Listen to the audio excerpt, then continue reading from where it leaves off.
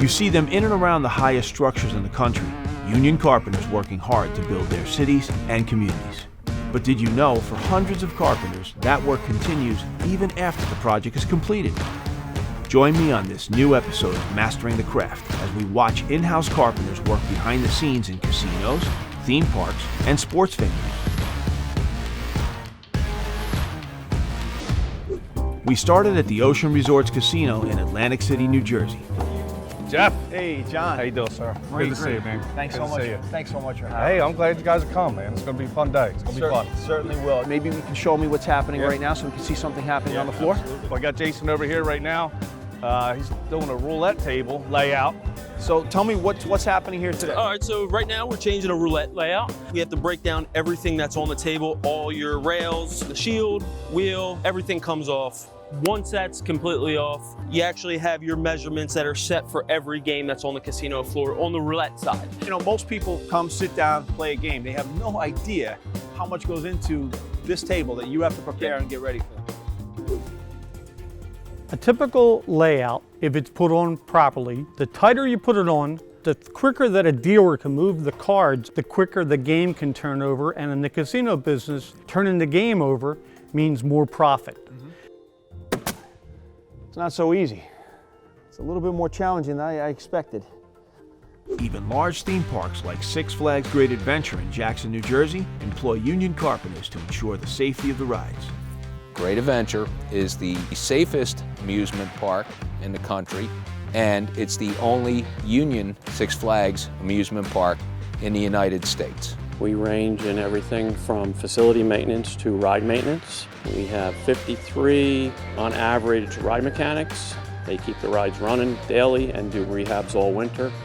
Every one of them has to get a daily check every morning. Safety is paramount. If we find any deficiencies on any of these rides, the ride doesn't open until it's corrected.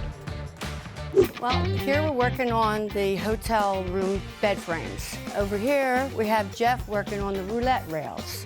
Everything actually in the casino, from the restaurants, the offices, the hotel rooms, and the casino floor. People think that things just get thrown out. People are shocked and realize that all the work that the upholsterers do, and that there even an upholstery shop in the building. Well, this is a blackjack rail.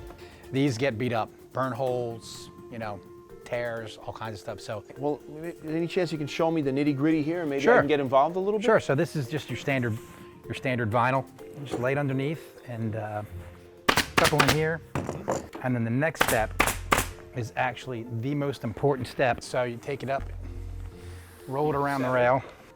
That first pull will make or break it, the whole rest of the rail. So you throw a couple in. Wow, okay, so here we go again. We gotta keep the tension. Mm-hmm. It's okay to have a wrinkle on the inside, I guess, right? Yeah, you're only gonna see the top and the face of the table. Over in Philadelphia, Pennsylvania, we visited the Wells Fargo Center, where union carpenters are responsible for the safety of sports and event patrons all year round. Jeff, one thing that we have repairs that come up for the main event, and we have to get it. There's no tomorrow. It has to be fixed now and has to be fixed correctly. I don't think people realize there's thousands of people in the stands. There's possibly airtime, TV time. This has to be done. Talk about pressure. The centerpiece of the facility is an area that converts between an NHL hockey rink and an NBA basketball court, a feat that union carpenters accomplish overnight.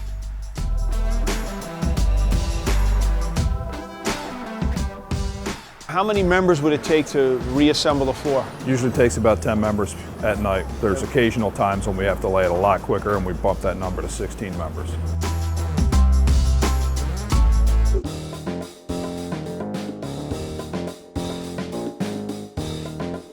These are the locks that we use in our guest rooms and throughout the property. Mm-hmm. They're an RFID product, meaning that you hold your card up to these to gain access into the room, mm-hmm. as opposed to the old style insertion readers that you've probably seen at other properties. There's a lot of responsibility. It's a casino and a hotel. You have families, you have high-end clients, they want to be safe. There's a lot riding on this. You just take each step at a time, and we make certain that each area is as secure as it needs to be, whether it be the money on the floor or whether it be the guest room. And of course, we want our guests to be secure. So there you go. All right, so we're in. Wow.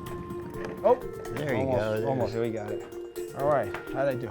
Perfect. Pass? Yes, you're good. You're good to go. Phase 1. We're here with Steve, the locksmith instructor, and he holds the key to success in this training program. Tell me what's happening behind us. Oh my, we're working on safe deposit box locks. They're taking them apart down to their very smallest element to see how they operate. All right, to kind of see how it ticks, right? That's right. Excellent. Then do we wind up putting them back together? Oh, absolutely. Okay. And they'll be working as well, put back together as they were before they were disassembled.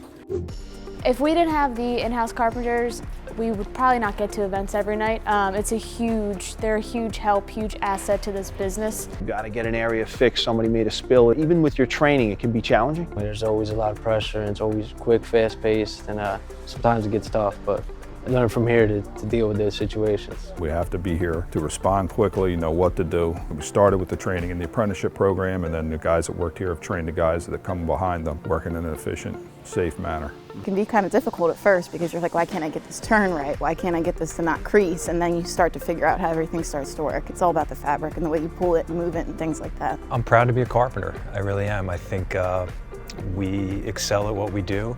We take a lot of pride in what we do, and I think it shows every day, and especially in a place like this. A lot of media attention, you're dealing closely with office personnel, and it's a good chance to shine, and we take it very seriously.